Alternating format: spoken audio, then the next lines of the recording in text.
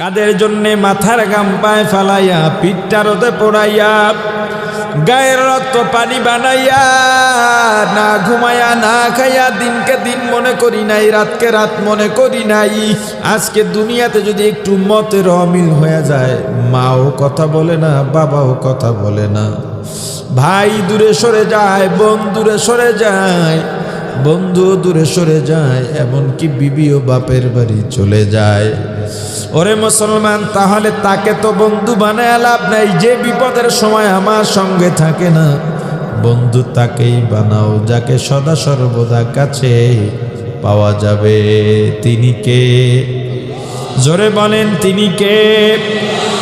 বালিশের সঙ্গে মাথাটা লাগাইয়া মোরাকাবা করেন, আজরাইল তো আসবেই, আমি যদি মারা যাই ধরে নিবেন আমি তো মারা গেলাম।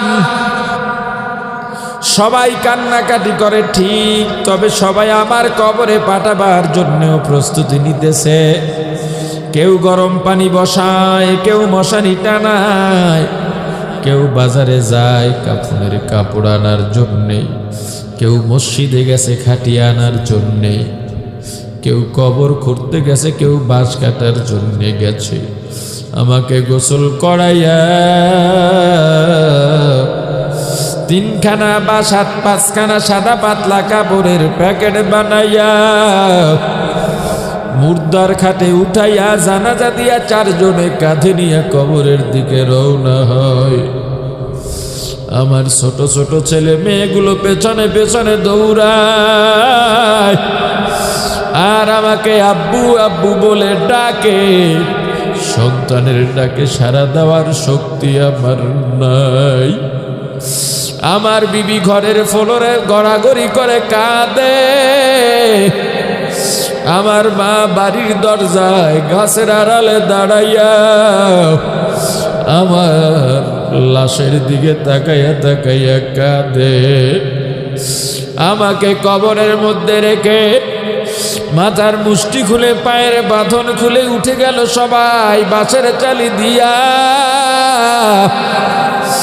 কলা পাতা বিছায়া সবাই মাটি দিয়া চলে যায়।